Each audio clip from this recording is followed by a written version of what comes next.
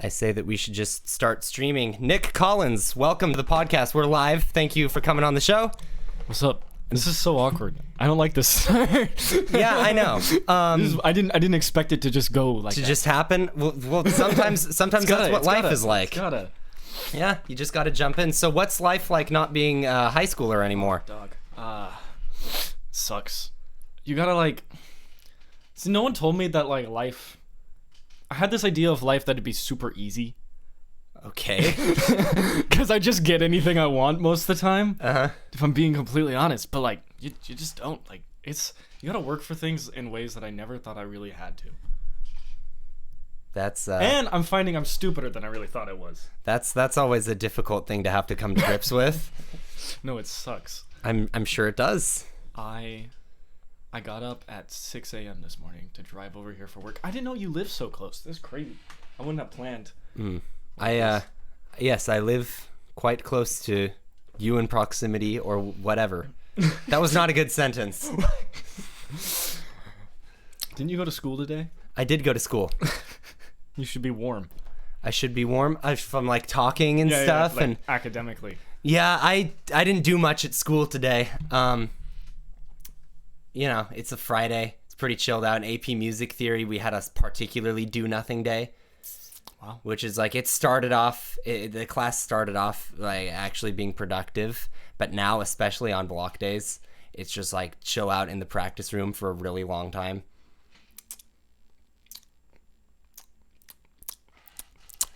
Oh, great. He's doing the ASMR joke. Do people do that a lot? Whenever people, in my experience, whenever someone walks up to the microphone for the first time, they're like, hello, everyone. I shouldn't be so awkward. I spend a lot of time in this kind of field. Yeah, where there's pressure to be Yeah. entertaining and stuff. Yeah. I don't know. I feel like I'm failing already. Yeah, I've always wanted to do an experiment where someone can do a cool trick, like roll a coin with their fingers or something like that kind of takes concentration and effort to do. And there's a camera in the room with them. But they don't know when the camera's recording and when it's not recording. I guarantee that when the camera's recording, some mystical, like supernatural powers make them less able to perform. Like quantum physics? Yeah, it's got to be some sort of quantum physics because there's no other rational explanation for it. But whenever you're recording or live or anything like that, it just gets bad. No, okay. I was listening to Ryan's this morning. Yeah. And you talked about the quantum physics thing with the wave and Yeah. the particle and how it comes off as a different thing when it's being observed. Mm-hmm. Is that fucking true? Yeah. That is the most insane shit I've ever heard. Like, I haven't been able to verify it, but... Well, look Like, it I up. haven't looked it up. I'll The look it double up. slit experiment. It's kind of one of the foundations of quantum physics. That's insane. I just said, well, yes, that's one of the foundational aspects of quantum physics, sir, as if I know anything about quantum physics. But I think I know that much. I almost failed out of chemistry, but that's insane.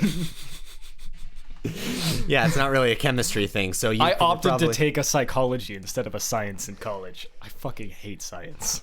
Yo, I hate science too, but psychology's cool, right? Technically, I'm taking ethics, Oh, which is learning how to be an ethical human. just retard. Ethic people, they talk like in ways that are purposely inaccessible.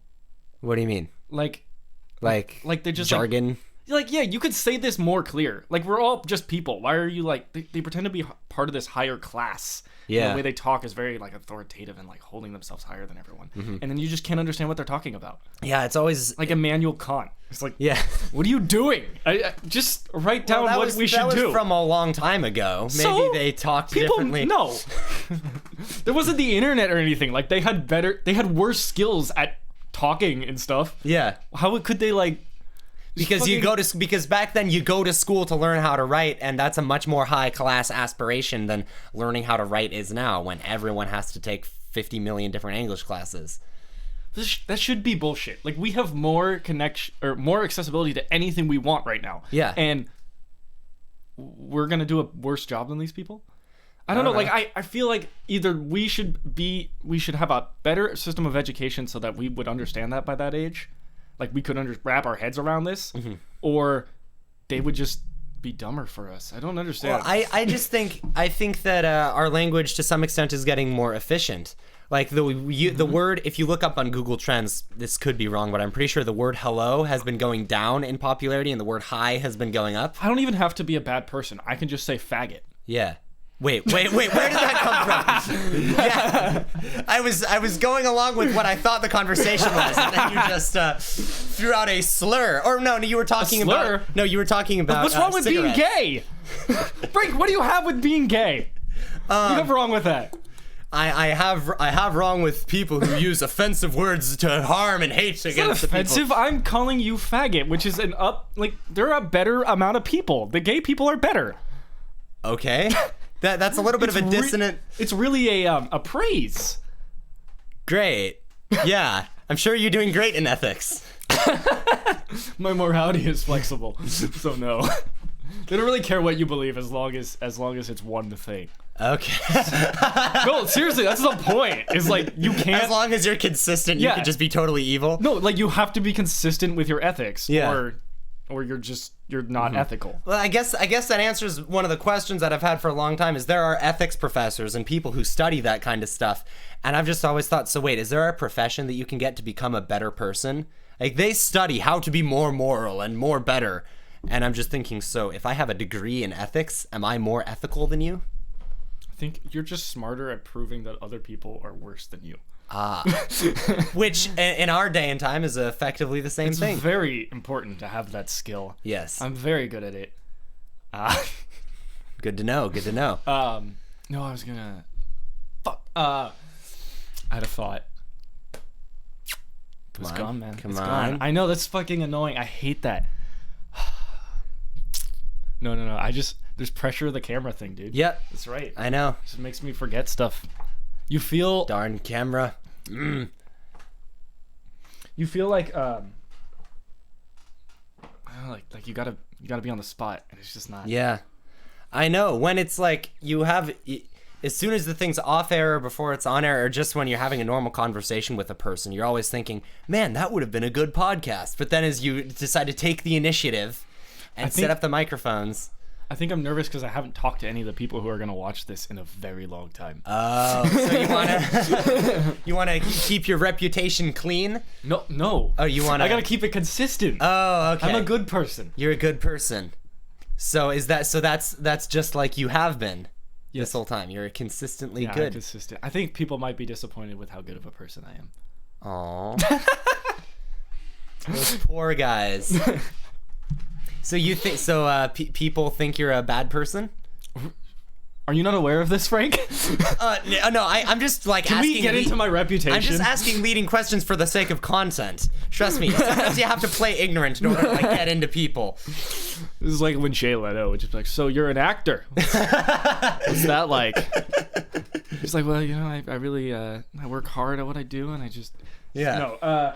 I think people think I'm a bad person for the same reason. I just like to push lines. Okay. And I think people are just too sensitive. Like if you're gonna get pissed off at what I say, then I don't know. I have a lot of close friends, so I just a lot of people piss me off or get pissed off by me. So it's like. Mm-hmm. So you're worried that they're going to see that you're actually not so bad, and then that's going to harm their. I think I test people. Okay. I don't trust that people will like me, so I try to push them away to see if they should actually be my friend. Okay, so it's like door in the face. Yeah, it's like fuck off, and then if you really want to open the door, then I'll let you in. Mm-hmm. All right, that's got to be some sort of defense mechanism. It's drug abuse. Oh. No, it's probably a defense. It's definitely a defense mechanism. I have problems. Good to know. I have no problem admitting I just have like depression, anxiety, but I don't want to talk about that because people feel like you're being like, yeah, like, I have depression. Feel sorry for me. No, yeah, I'm unhealthy, but we all are. Yeah, but some people are more healthy than others. Do you think some people are more healthy than others? No, I think the people that are more healthy are gonna fucking snap. Like, something's building up. They're suppressing all of their they're darkness. fucking hiding it, and then like 20 years they're gonna rob a bank and like, or they're gonna be like fucking a bunch of little kids. Like that's just what happens if you hide. If you're honest and you got a lot of dirt that's like obvious about you, people know what to expect, and you're not like hiding all these dark urges. Yeah. We all got some fucking darkness. No, for sure. Yeah, and that's what you hope to be able to do is say like, hey, so you know me, you know how much I suck, but if you dig deeper, it's not going to get any worse. Yeah, no, exactly. This is the worst this podcast is the worst you will ever see of me. I can't get worse. All right. Well, maybe that's comforting, maybe that's not. We'll see how bad it gets. Anyways, how do you feel about the N-word? No. I think that yeah, good joke. Good job. That was He's just funny. like, I'm not gonna. Yeah. We're 13 episodes in. Dude, 13! No, this is 12. This is 12? Well, okay, if you count the second Alex Menu podcast, if that even exists. Having me on 13 would have been a good call. Yeah, but I called the second Alex one 11.5, so you're 12. Shoot. What are you gonna do when you run out of people? I'm gonna have repeats. Nice. And well, then I gotta be good enough to get invited back on. Yeah, well, this is the test round. It's been 11 whole minutes, and I've just gotten everyone to click off. Good job. Well, okay, now the people who really want to hear what you have to say are going to now we're gonna be sincere. That was the test. Yeah. Okay. Now for all of you who were dissuaded, that's not really who I am. Yeah. So you were. Are you familiar with a play called School of Rock? No, I've heard of that before. Yeah. Is that with the that fat guy? Yeah. John Belushi. Fucking starts with a J. It's like Jack something. Jack fucking. I think that's making a lot of noise for the poor microphones. I It's okay. If you're gonna fidget, just do it without touching the table. I'll do it like this. Yeah.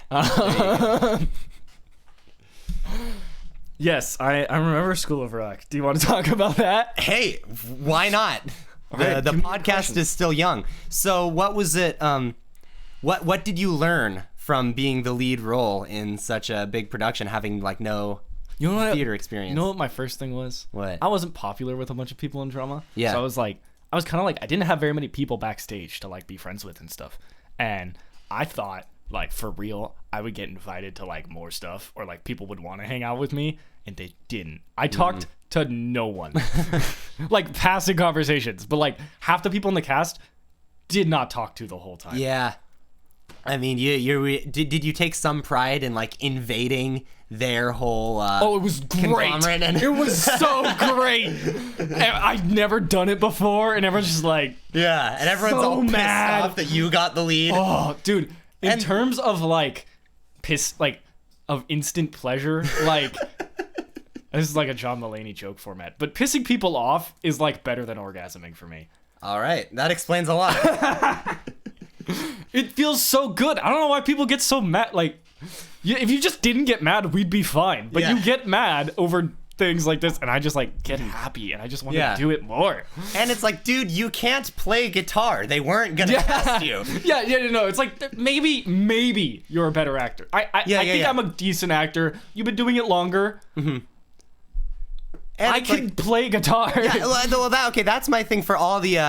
What were you gonna do? Yeah, for all like the Nick Collins haters and stuff. Here's the Nick Collins haters. Here's my he's tone deaf. Oh, tone deaf. Nick Collins. A big one. First off, I'm not tone deaf. I just can't sing. Okay. There's a difference. People who don't understand the difference between that, and people who think that tone deaf people are all over the place. They're like scared. Oh, there's so many tone deaf people. And also, I'm not tone deaf. You're tone deaf. You're tone deaf in the metaphorical sense. You're tone deaf. Like, how do you know my red is your red? Yeah, but here's that's a good Vsauce video. That's my C. My C is a little bit higher than yours. I have perfect pitch, but I get to decide what the note is. I am in perfect key with my autotune guitar. Yep. But like, you literally are the character. You fucking sings in the show or in the actual movie. Like, his singing was worse than mine in the movie. Mm-hmm. Oh, I'm trying to remember a song. Stick It to the Man. They don't do that in the movie. Oh. They do, it's during that scene. He does this song where they're like, hey, like, tell me what you're mad about. Mm-hmm. And he goes like, he just starts screaming it and like going on the guitar really hard. But all he does is go like, your parents suck! And that's the whole thing. Yeah.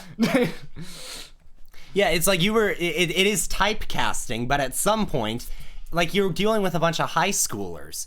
Yeah. And I imagine myself in the place of having to cast School of Rock, and I think, okay, so we have a character who loves music, who plays guitar, who's kind of like who looks hungover every day. Yeah, who looks hungover every day. Who's kind of like kind of an outcast, at least, especially at least within the context of the theater, right? Yeah. That's kind of what I liked about School of Rock, is it had this whole meta story where you could replace Dewey Finn with you, right? And you could replace Horace Green with Monta Vista. Yeah. They should have done that. Yeah, but no, I think it was there just metaphorically. If you dig into it, who in their right mind wouldn't cast you for the part? Is my question. Well, okay, a lot of people thought that Morgan was biased. Which, I mean, she was biased, but she happened to be right. But on the other hand, who was the lead for the last 3 shows? Was it this fucker called Kenneth Martin? Oh God. We're name dropping already. 16 minutes in. He's my friend. It's okay. Okay. I'll take your word on that. We all got a lot this summer. We're friends. We're friends. Yeah. It was really funny. Kenny, please still come on the podcast if you're in the area. Oh, dude, he should totally come on. I know. He comes up once a month. Yeah, he said he will next time he's around. He won't. But okay. He never follows through, but hey, he learned his lines for those plays. That's true. I guess, yeah. I mean, he cares about that. Yeah. When we did auditions, it was me, Cody, and Kenny who were auditioning for the role, right? We were the only 3 people that auditioned. Yeah. And after we did it, I think it was probably after the read through. I think it was probably pretty apparent that I had the role. Yeah. I think. I don't want to sound cocky, but yeah, they took me, they're like, let's go get some water, like we're tired from singing and doing this thing, like let's go get some water. So the 3 of us walked down to get water, and I thought they were gonna fucking kill me, dude. Well, they can't cast him if he's dead. They're gonna corner me in the bathroom. Yeah. Like, drop the fuck out. This is our land. So what Cody, was I get to kiss my girlfriend. So besides pissing people off, what was the second best memory from School of Rock? Would you say? It was actually so fun to do. I got such a high from it. It was so legitimately fun to do that every night. Because I'm back and forth on whether I want to do Sound of Music. I will do Sound of Music if Bryce does Sound of Music. See, okay, it was a unique experience because I actually liked that show. Yeah. And I think a lot of musicals suck. I work now in a professional capacity at a theater, and I have not enjoyed the productions. Musicals are just not good to me. I just don't. It's like there's a barrier between the audience and the play, because there's such a leap of reality and logic when they burst into song and expressing their emotions. It's not that. It's like no one tries to write a good musical. They just try to write these it's this tacky. Yeah. It's this because they have a guarantee. This is where we have this song. There's so many people who love musicals so much that they're catering to the audience of musical lovers. You gotta have the song. Fucking okay. We did Carrie, right? Carrie the musical. Yeah. At Cabrillo. Have you seen Carrie? No. Okay, so it's like a horror movie, right? Yeah. And it's not a good horror movie. And then they're like, we're gonna sing songs during it now. Okay, so yeah, that makes it scary. yeah. So you just get this there's this awful Christian plot where the mother's this abusive Christian woman, and she beats up her Carrie, the daughter, who has these telekinesis powers, and then the bowling is unrealistic, and then they sing songs about it, and then everyone dies at the end, and they all come back out to sing a song about not bowling. That's why I hate fucking musicals.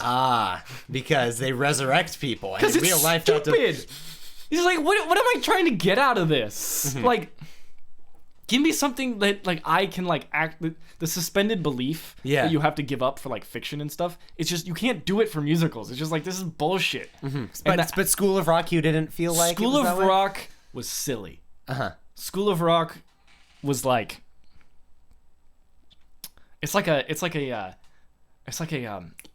a body swap movie. Oh yeah. It's this is ridiculous, but I'm gonna watch this. Yeah. It's really funny. which is why I liked it. And it was such a unique experience to play rock music. Yeah. And do something I actually enjoyed. And like, at live least it instruments. wasn't musical shit. Yeah, the live thing was big too. Mm-hmm. That was, because that's my dream. Mm-hmm. I want to play guitar. Like, yeah. That's my thing. But yeah, it was really fun. All right, good to know. But you're skeptical about how fun Sound of Music will be. I think for a non-theater kid like myself to try to invade. What would you do? I don't know. I mean, you're a much better singer now. Mm-hmm. Actually, Miko showed me one of your guys' choir performances, and like I couldn't tell if it was Monte Vista right away, but then I heard your voice in the background, and I was great. Like, that means I can't blend. That's fucking Monte Vista. But no, you're better than you used to be. No, I'm better than I used to be. has worked wonders on you. Okay. It was mainly me, not Daner. Well, you did a lot, I think. I think when you started, because we all remember your voice. Yes. 4 years ago. Mm-hmm. This is probably where mine is. Yeah. And like all the little stuff you did to like try to write your own songs and like perform stuff with Lucas and such, and like the Fleming songs. Yeah. Like you did stuff that made yourself get better. But I think Daner has this way of pushing people over the edge. I haven't gone a single voice lesson with Dog. Well, no? I did. You're in choir though. I'm in choir. I don't like Daner. No. Let's don't get me wrong. Let's not go there. But seriously, we can't go there. I forgot. I don't care. That's my opinion. That's not yours. Yeah. We have the magic of post-production. As a teacher. Yeah. But I would contend, without saying anything too contentious about any specific people, that if you because I've recorded myself singing so much over the past 4 years, really get to and hear which is cool for me, because then I get to, at the end of my senior year, make this really like bitter and mad at everyone who doubted me singing transformation video, right? And I have this huge catalog of music from when I sucked, when I didn't suck, something like this whole timeline. I would wager that by the end of junior year, I'm about similar to where I am now, because I monitor my progress, you know? Yeah, that's interesting. Hearing yourself sing is a whole different experience. I'm used to it by now. It's like, well, because you kind of get this idea in your head of how it might have sounded, but then you just have to face the facts. Oh yeah. Like, especially when it's live and you don't know what it sounded like until you watch the video. Miko has recordings of all of School of Rock. Just the audio. I hate it. He'll play it to people to like blackmail me and make me feel bad. I'm like, yeah, I get it. I didn't sing great every show, and some of the songs are hard. But no, I hate hearing it. It's so bad. I was pushing so hard to be lead singer of my band because I enjoy it so much. Yeah. But I just I can pull off some songs. I'm not gifted there. Yeah, it's really hard to come to terms with. Me neither. It's really difficult because it's like it's one of the places where there's eugenics and people are fine with it. Where like people have will say that if people who aren't naturally talented singers, well, it's just kind of genetic, and some people are born being better at it than others, and then they're totally comfortable just totally dissing the people who are born with a natural disadvantage. Yeah. And I'll be like, okay. Yeah, it's like you had to do to get there. Yeah, exactly. Remember, like you had to do just as much as me. Yeah, whenever I hear people complaining about, intonation is bad or off pitch or something like that, I think, okay, let's replace people with poor intonation when singing with black people.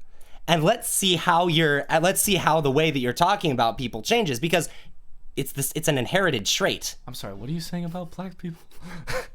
Are you saying they're better singers? No, I'm saying that people that great, now I have to explain. No, it's okay. I just want to understand. No. So, okay, if I were to say, yeah, dude, fuck all those people who can't sing, right? Or it's really annoying, or god damn it, all these tone deaf people in choir or something like that. If I were to go on a rant like that, that's more or less something that you're born with. Now you can train it or something. So let's replace that with a different genetic trait, like your ethnicity. Now you're racist, and that's of course abhorrent to say all of the black people in choir, they're really getting on my nerves. Why would you say that? Exactly. Why would you say that? I don't understand. Why is that coming into play? Okay, because your natural ability to sing is something that you're born with. Yeah. Your race is also something that you're born with. I'm drawing an equivalency between the two things. Okay. Well, okay, that kind of that relates to a point I was gonna make. Okay. Like, you can make fun of people for stuff that they can change. Yeah. But not stuff they can't change. Like if you got fucking unibrow, yeah, fucking, you can shave it, you can pluck it. Yeah. You can fix that shit. But like, if you got like, man, it's hard to come up with PC examples. You're short. But like, yeah, you're short. Yeah. No, because you make fun of short people. Yeah. Well, I only make fun of Lucas because it's funny. I don't know. I feel like short's too shallow of a thing. Yeah. Yeah, like, there's like shallow because they stuff can only you swim in the shallow section of the pool. What? No, they can't walk in the shallow. Yeah.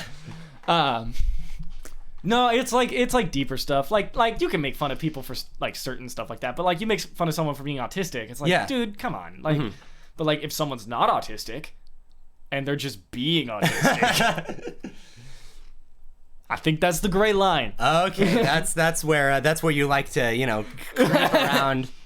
But oh god, what was the original example? What was the point of this? So singing, natural singing talent. Right. Yeah, like I don't know, like you just sound like a dick. I know. No, you know what the most you can't sing. Just, yeah, I'm trying. Exactly. People have no idea how difficult it is for some people and how much we're trying. You woke up sounding like Josh Groban. Yeah. No. And you know what was a really crushing YouTube comment to read? I was watching this video about perfect pitch, and one of the comments is like, "I have perfect pitch and I'm having trouble understanding. How do you people without perfect pitch hear music? Like, what do notes sound like to you?" Sounds like shit to us. And I'm like, well, we can't even enjoy it. It's like all of it sounds like a hard, like a core metal band. It's just like mush. It's just, we can't detect the difference or anything. It's real bad. You congratulations, you have perfect pitch. Music is reserved for the slightly autistic people who can understand notes. Yes, sure. That's what it is. Yeah, it's autism. Well, okay. What's your definition of autism? It's not. It's the the prodigy one. The savant? Yeah, the savant thing. Mm-hmm. That's like what it is. Okay, but it's a form of that. A lot of douchebags can learn like open guitar chords and play 4-chord songs and stuff. Are you saying that that's not legitimate music? What? No, I'm saying being able to hear the tone and sing it exactly. Well, I'm sure that I'm a little bit of an autist, but that's my. Okay, you know what? Live on air, let's do this. Match my note. I'm not great at it. But that's different. That's different than going like, C is this. No. That's what perfect pitch is. That's what perfect pitch. Almost nobody has perfect pitch. Yeah, that's why I'm saying they're savants. Yeah, or they're just like they just have it, and that's, imagine not even being a musician but having perfect pitch and being able to pull that out on people. Well, you lose it.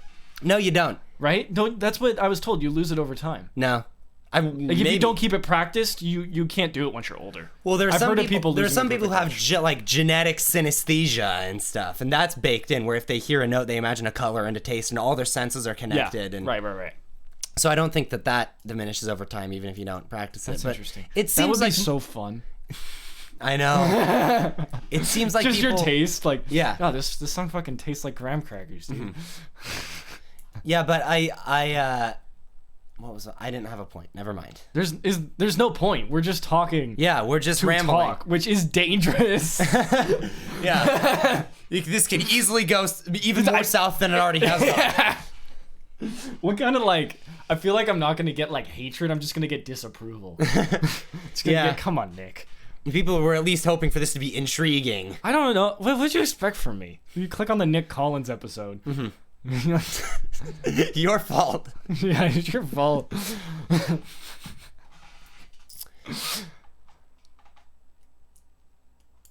Yes. Yeah. Mm-hmm. Yeah. So, what's your what? Okay, if you were to give a Yelp review to Monta Vista, I have done this. Oh, you have. There was this way I could set on Google. Like, no one had posted any reviews on like Google. It wasn't Yelp. Yeah. It was like on Google. And you could set like pictures and reviews to the school. Yeah. And I put a picture of me from School of Rock on it and just said like 5 out of 5, great school. All right. Wood school again. Because because it was my face. My face was the only thing attached to it. I don't think it Okay. went through though, so like you can't find it on Google. I was trying to get it to work, dude. It would've been so funny. You want to be the face of I one of wanted his to be the stuff. fucking face. Dude, they pulled down all their old ads. Yeah, I know. I was so mad about that. I All used the- to all, be able like, to the old scroll and ads that find you my could- face every once in a while, and like the pictures because it was all over Facebook because I was so involved. Nothing. Yeah, but with the new administration and everything, they want to go for a more modern, sleeker They want aesthetic. They want to get me out of it. I think. Yeah, people will see it and they'll be like, "Who is that? I don't know who that kid is, but I don't trust him." Montos was like, "I'm gonna hire you back for sound and like music and stuff for the shows." It's not happening. Sound of Music, maybe. Maybe that's what she was hinting at. Nate's been hired back. Oh. I believe he should be there. All right, that'll be cool for like pit band or something. Yeah, he's gonna play drums. All right. Yeah. Yeah, well, we've got that'll be our first show in the new theater, Yes.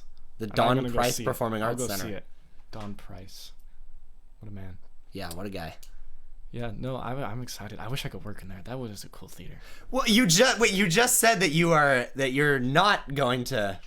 I work. really like. No, I wish I could. Oh, I really like the idea of theater. Mm-hmm. I like the idea of running sound and working in that kind of context. I just don't like musicals. well, we do non-musical plays, Yeah. but like they just always have theater tech. Like Diviners. I actually like Diviners. I thought it was so funny. Yes, I remember you saying this is the best comedy I've ever This seen. is so- And then someone from the cast was like, "Nick, it's not a comedy." Yeah, they can fuck off. I was laughing my ass off. Laughing my fucking ass. He fucking dies at the end. It's so ironic. He drowns. Yeah. Yeah, they're just like, and then like you're just sitting there. They're like, oh, it's like a good ending, and he's like, I'm gonna go swim, and he's like, ah, and he just like fucking falls down the ramp behind the stage, and then everyone's like, oh, I guess he died. Everyone's all pretending to be sad and stuff. Okay, I actually kind of cared about the characters in that one. What's the point of that show? That's a good question. It's literally the same plot as Rango. I haven't really seen Rango Gecko in its movie? entirety. Yeah, I know what you're With talking Johnny about. Depp. Yeah. Their currency becomes water. Yeah. And they just like the point of the movie is water. That's basically the whole thing. Yeah. I don't. So what's all right, here let's do some more cliched interview questions because why not? Oh. What's something that you absolutely believe to be true that no one agrees with you on? Kurt Cobain killed Kurt Cobain killed Courtney Love. That's a pretty radical theory. Kurt Cobain killed Courtney Love. And he's been posing as her for the last 30 years. He's been cross-dressing. Yeah. No. Courtney Love killed Kurt Cobain. But I think a lot of people Yeah, a lot agree of with people that. do agree with I think you a lot on of people that. do agree with Yeah. me on that. But I wholeheartedly believe it. Why is that? Because I've I got in looked a into fight that with my a little girlfriend over it last night. bit. Okay. Well, that's probably just what came into your mind when I said no one agrees with you. Yeah. That was the first thing because I was talking about it for like an hour last night. But yeah. So what's the fill us in on a little bit of the details. Well, like, I think the such a most strong case? compelling thing is that he had 3 times the lethal dose of heroin in his body, which means in order to inject that much, he would have had to do it at once. Okay. Because by the first dose, he would have been incapacitated too much to keep putting more in. Okay, but I heard, didn't he have a tolerance to heroin from doing it so much? Yeah, but the lethal dose doesn't change. Okay. No matter your tolerance on anything, whatever can kill you, you can get to that level. Okay. But that's actually what makes tolerance dangerous, because you get used to a small amount and then you kill yourself because you can't get high anymore. Yeah. So that would be the theory, is if he was trying to get high and he just like took way too much and killed himself. But he was shot in the fucking face. Which can happen if you have 3 times the lethal dose of heroin in your body. Yeah. So either he shot himself first, I mean, it could happen. he shot himself in the face and then injected heroin. Stranger things have happened. Okay. and then, or he injected it and shot himself somehow after being completely incapacitated. So the Okay. idea is either he injected the heroin and then was shot, or someone fed him the heroin and shot him to make it seem like a murder-suicide or something. Yeah. Or just like a suicide. I think that's the most compelling argument out of everything. There's a lot of other stuff, then I kind of sound like a conspiracy theorist, but I think they check out. Okay. But yeah, like There's that movie Soaked in Bleach. Yeah, right? I think I got a lot of this from that. Yeah, I haven't seen it, but I've heard that it came under a lot of fire from a lot of other law enforcement. Yeah, the police chief was like, why would we have handled it like that? Yeah. Like, it shouldn't have been a roll to suicide that fast. Like, they didn't even do like a full autopsy. But what I'm saying is that there was a lot of criticism about the movie from legitimate sources. Yeah. That it distorted the facts and was trying to fit the narrative. Well, I mean, it's a Courtney movie. Love killed Cobain. Well, yeah. I mean, it's got to be entertaining. But I've read a lot of articles though, and watched a lot of documentaries on it, and I think that the basic facts are really unrefutable. Like the handwriting drawing, or the thing that Courtney used to practice handwriting. Like it was Kurt's handwriting, and like she had the sheet for practicing it. That's weird. And it was found in her purse. And the bottom of the suicide letter is in distinctly different handwriting, but carefully drawn to look similar. But it's, if you could look up the note, and it's distinctly different. But in the first 3 paragraphs, he never talks about suicide.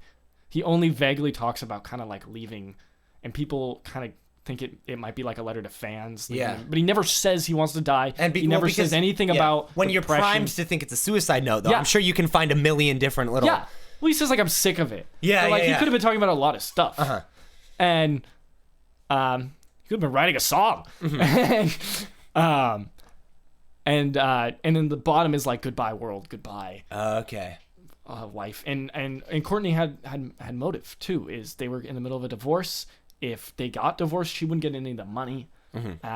If he died before the divorce went through, she got all of it, and he was rich. Yeah. And no one wants to listen to the music of the ex-wife of Kurt Cobain.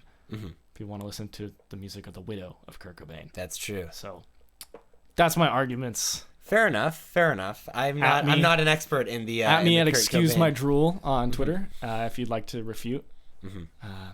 Yeah. Do you believe in any conspiracy theories, Frank? You're smart and educated, so I feel like there's a good one. This topic has come up so many times on the podcast. Really? Yeah. I'd love conspiracy theories. I love conspiracy theories too. What's a lot of the ex-celebrity was actually killed are pretty cool. It's possible. Yeah, like Bruce Lee. Like Epstein. Here's the thing about Jeffrey Epstein is like, who cared about him before the trial? The kids. Fair enough. It was just like interesting. Everybody talked about Jeffrey like, oh, they finally got out Jeffrey Epstein behind bars and whatnot. And I'm just like, well, no one was ever talking about Jeffrey Epstein before it was a big news story, you know? I guess. Yeah. I don't know. I don't know much about it besides the memes. I'm sure the memes were great. That's how I get all my news. I just like decode it. You saw a meme that said like, look at this suicide note. Notice that the handwriting in the last paragraph. I didn't know Donald Trump won the presidency from like the news or a notification. I got it from iFunny. Like it was like no one. It was like some meme that said like no one moving to Canada the next day, and I'm like, he won. So you weren't even watching the election coverage or anything? Oh fuck no. Well, I mean, everyone went to bed like thinking Hillary won, so I mean, wouldn't have changed anything. I stayed up. Did you really? I don't care enough. I don't care. I used to care more. I don't care enough anymore. My view on politics is it's all bullshit. Yeah. Is like I don't understand why we'd pick a side. I'm on the side that's like the parties just don't do anything. The idea is this push and pull thing, and we already have too many checks and balances in government to really be this opposed to each other. And the more divided we get, the less strong we are. So I don't understand why you just like make decisions based on what you want to vote for and don't get party aligned. Yeah. On the other hand, I don't think that we're doing that bad. Like most of us are not in absolute poverty in America. We're doing okay. You know? I know, but it just feels like shit all the time. I think that's because that's the narrative that everyone likes is like, if my ideas were put into place, it would change and it would be great. But right now, everything sucks. Like, I think that's how everyone felt throughout history. Was like we're just in this state of unrest. Yeah, I wonder about that because everyone always likes to say that like we're more divided than ever. We're more blank than ever. Yeah, I always like to think like people probably hated FDR. Oh yeah, tons of people hated FDR. He was like the greatest one. Tons of people hated and talk about. I mean, Richard Nixon. I've read a lot of publications and material and like satirical stuff from the 70s and the early 70s. Oh sure. People hated Richard Nixon. But But my question is, did everyone feel so hopeless? I think it seemed like in the early 70s people were pretty nihilistic. Well, because there's always going to be those comics and like there's always going to be the media. Yeah. I'm not even talking about the media. It's like, I felt like there was more pressure in high school to feel overwhelmed and stressed out about politics than there is in the real world. It's like people for the most part don't care. They're like, I hope my taxes and things work out for me. Like the laws I directly interact with, I hope are good for me. Yeah. But it felt like in high school we were all worried about like the welfare of society. And it was like, it got very stressed. I was always stressed about politics. I always felt like you're gonna fall into a hole. I was, no matter who won. Like, and I don't care. Yeah, I was, and then I just like kind of decided not to me. It's just like not my thing. Yeah. And so now I don't really care about politics. Yeah, I try to just stay away from it. It doesn't matter. Yeah. It hardly ever affects my life. I mean, I'll vote and like get educated, on certain stuff, but it's just, What can you do? We live in California, we could leave. We could secede from the. Yeah. What's your take on the? I totally think we should leave. Fuck the Union? rest of America. Yeah. If California secedes, we have big enough GDP. We could just raise our own military, take all the fuckers from San Diego, and take America for ourselves. Revolution. I'm not sure that the rest of America, especially when you consider that California isn't exactly the most like. We have the most money. We have a lot of money. We have a lot of agriculture and stuff, but I mean the military force of the rest of the country, we're just not going to be able. Just get all those fuckers from Hollywood who play soldiers and are really buffed out. Oh yeah, that's true, and then they can become actual soldiers. Yeah, you guys have to go fight for real. Yeah. Hey, there'll be a camera. Just act like soldiers. Really, really method acting. Do you know how many wars we could fund with the movie budgets? Yeah. I wonder if we just had a federal mandate to shut down all movies and give the money that would be spent on that to like doing some communist stuff and redistributing the wealth. Here's a question. Because like the military budget is the highest grossing part of our budget, right? It's insanely high. Yeah.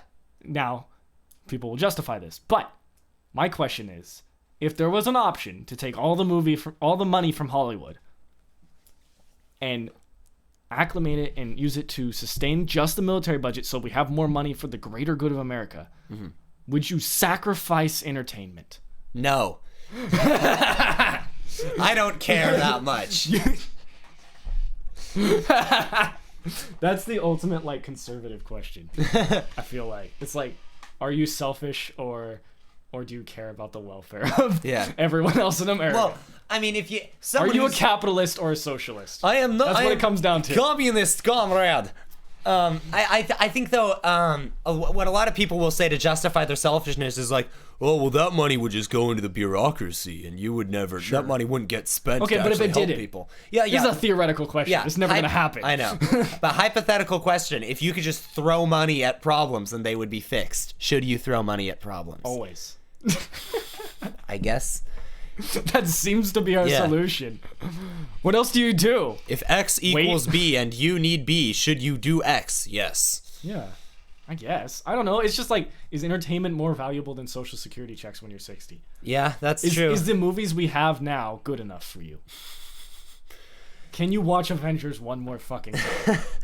Well, probably not the big budget Hollywood people, but a lot of like pretentious blowhards would probably say that like, we communicate truth in our art, and we help to spread messages about oppression and social injustice to people, and that actually helps. I would say anyone who says that right now is full of shit, since every movie that's come out for the last 10 years has sucked balls. Yeah, but I think even good movies, I don't think that's true. I think that all those politically charged poets and songwriters and everything like that who have a point, I really don't think that they're helping anything. No, you're not. If you wanted to actually make a change in the world, there are a lot of much better ways, like be a scientist or an engineer or I don't know, even a politician. Okay, what about the 60s though?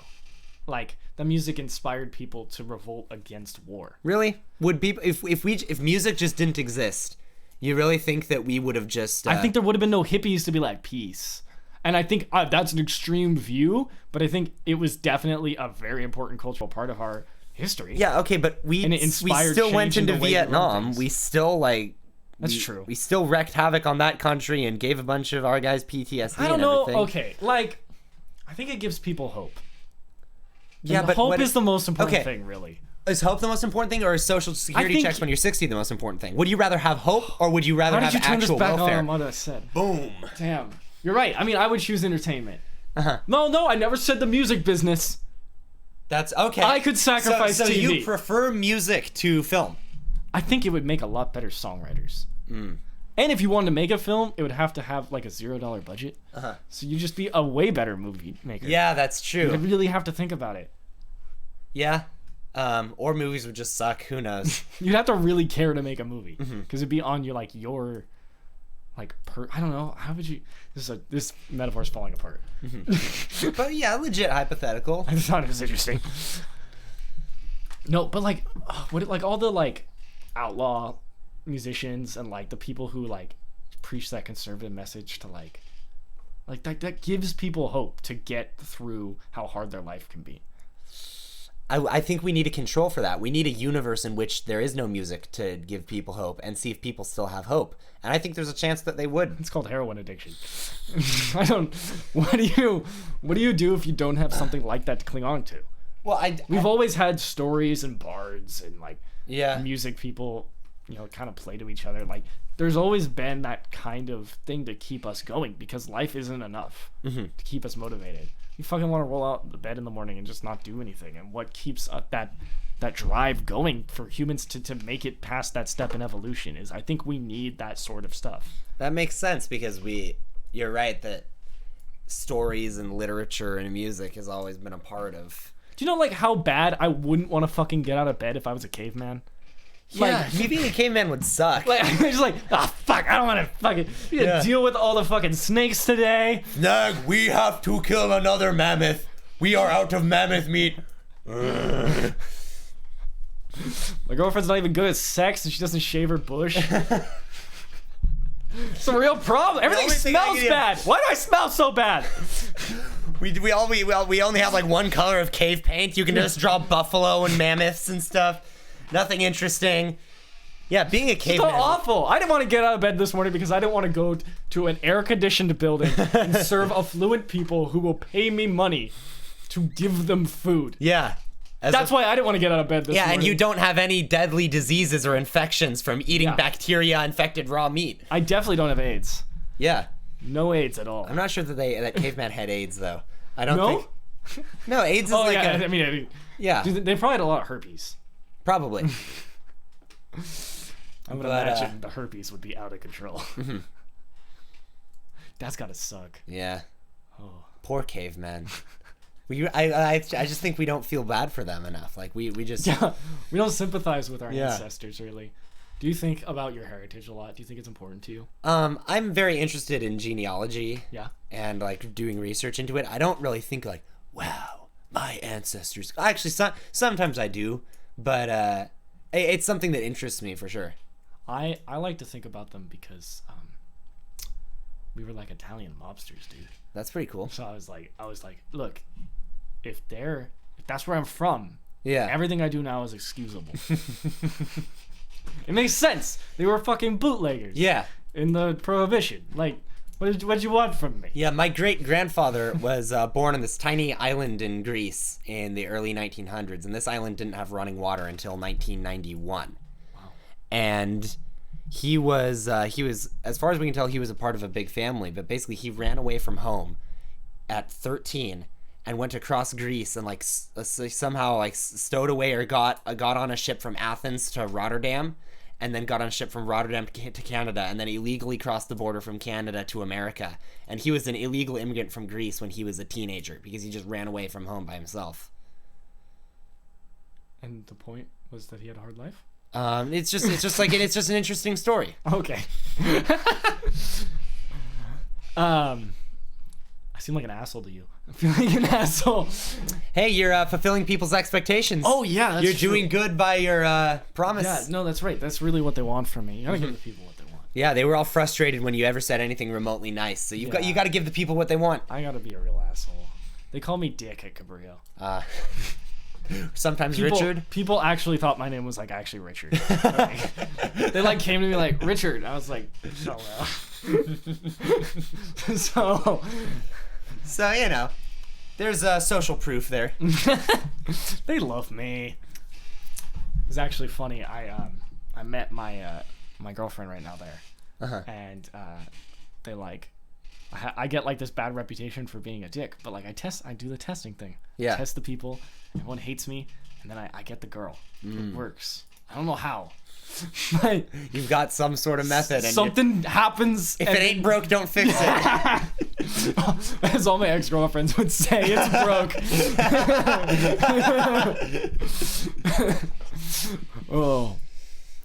We laugh. Yes. Fucking dating history. No, I'm happy right now. I want everyone to know I'm happy. All right, keep talking. Oh, Frank's leaving? What are you doing? Hold on. Are you fixing the camera? Hi, everyone. I'd like to take this moment to do an ad. We are sponsored by Red Bull and Viagra. Please send me free Red Bull and Viagra. That's not how sponsorship works. No? I thought you were talking to the people. You're talking to the brand. I mean, if they want to give me Red Bull and Viagra, that'd be great too. Yeah. Our episode is sponsored by money. Please give us money. Yeah, Frank needs sub. Yeah, I should set up a Patreon. Dude, you should set up a Patreon so people can give you like 3 cents. Heck yeah, I'll have all these perks for like 1 cent, and then a different tier for 2 cents and 3 cents. Yeah, you'll give them bonus podcast episodes. You got to do the after podcast. Like the Joe Rogan after, the uncensored after podcast, because what teachers are going to give you money to listen to it? Oh yeah, that's true. So that the censored Alex podcast, the censored yeah, and then like you just claim it, like, look, you paid money for this. There's this a is premium thing. content. Yes, primo content. Mm-hmm. That's why the porn primo content has like full, like more nudity. I don't know. I'm pretty sure free porn has plenty of nudity. No, it doesn't show the insides enough. Okay, so you're into like surgery porn, like dissection. I really hope some teachers watch this. Who's never gonna talk to me? What teachers watch this? Let's see here. Miss Lindner is subscribed to me. Mr. Scott is subscribed to me. Oh, this is all good.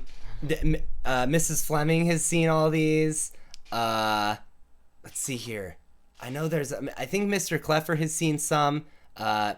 Mr. Tally is like, he sort of like tries to watch him, but I'm not sure that he's too consistent at it. That's good. Yeah. He's got a monitor. One thing we should talk about. Yeah. Because we both have similar interests. Okay. Is in comedy. Yeah. We're both interested.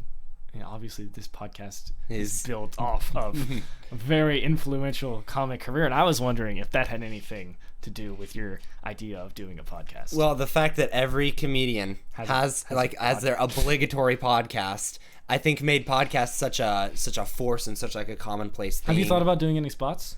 Oh yeah, I think about like, just going to open mic night at some comedy club or something. That would be fun. Yeah.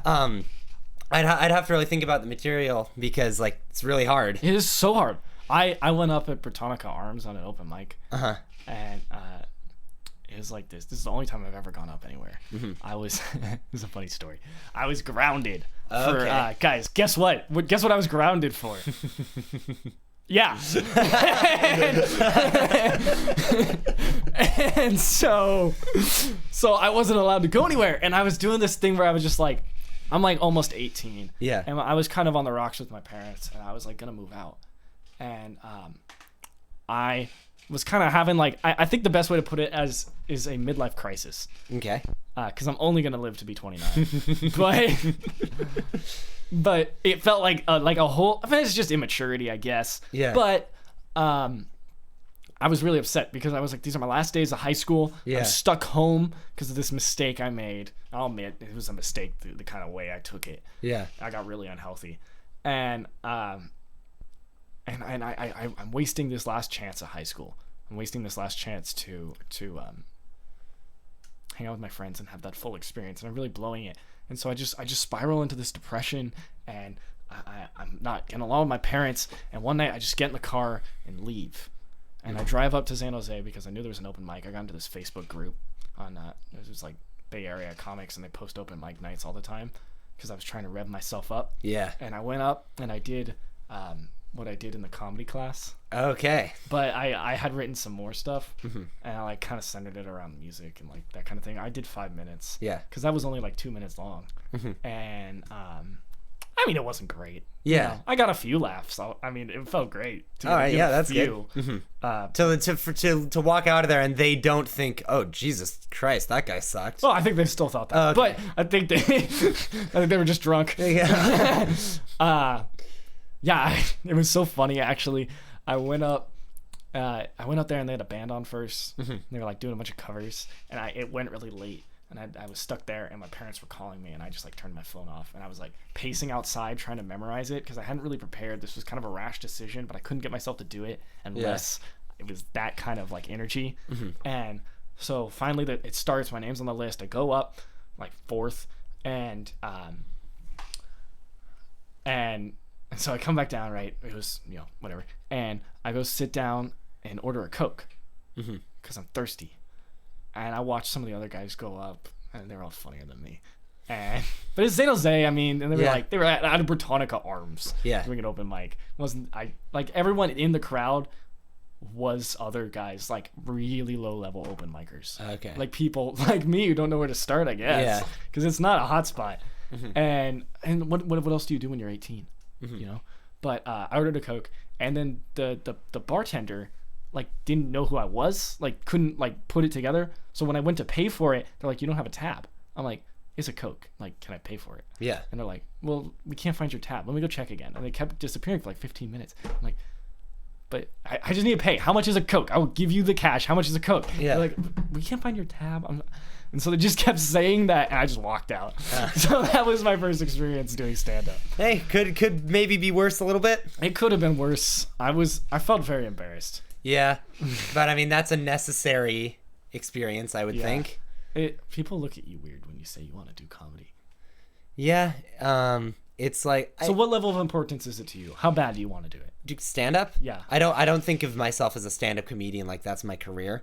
You just think it'd be fun? I just think it would be fun. I'm interested because I like comedy in general, and I think that stand-up is the purest form of comedy. Like, it's the most distilled. You're just up there with a microphone, and you have to make the people laugh. It's insane. Yeah. It's like, why? And that's what, you know how people always say that British comedy is better than American comedy? No. Who the fuck says that? Everyone. That's like the consensus. Who the fuck says that? Okay. Maybe they'll say like, oh, England's got all this funny movies and TV shows and stuff. Okay, but as far as I think their movies can be funnier. Yeah, but they don't even have the level of output we do. But stand up, there is no one competes with America. No, at stand up. No one. It's a very patriotic thing to do. Maybe Australian stand up. Yeah, they do have a lot of stand up. But I think a lot of them come to America. Yeah, but they're pretty good. I think sometimes they're funnier. British comics that come to America are really good too. But I think just the amount of access you can get in America, the amount of different clubs and different types of people you can get, it just makes you better. I think they're just better comics. We have LA.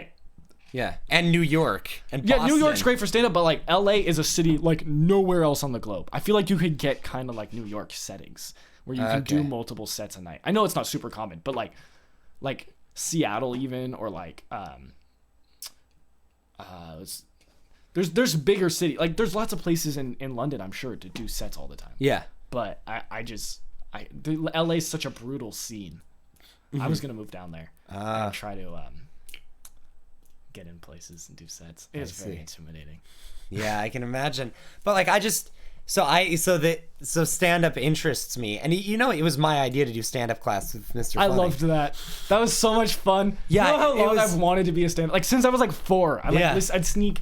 I listened to Jerry Seinfeld and Bill Cosby, and excuse me, but like I'd sneak like the other comedians because I wasn't allowed to listen to anything dirty. Yeah, I just like have it under my pillow late at night, and I just memorize whole albums, whole acts. I loved comedy, dude. I would just do so what's the deal? Like, I'd try to do the impression. That was a bad one. But, God, that was such a fun class to take. Yeah. It was slightly ruined by my romantic endeavors at the time. But, yeah. But, like, so comedy is like, so stand-up is something that it's definitely kind of on my bucket list in a sense. to do it at some point and come up with something, but I can't see myself being that obsessed with it where it becomes my thing. I think that's the problem with it, though, is like if you want to be good with it, you kind of have to be obsessed. Yeah, and I think I can be obsessed with other things, not stand up. You're such a brilliant guy too. I feel like you could be successful at whatever you wanted. Hopefully, like your first attempt, like in the amount of gaining or getting better at something that you could make is like you would like if you had a fucking what's that guy that's really funny? Dave Chappelle, right? Dave Chappelle, yeah. Dave Chappelle started out great. Yeah. Right? And I'm sure he's improved, but your margin of improving, I feel like would be bigger than anyone who's great.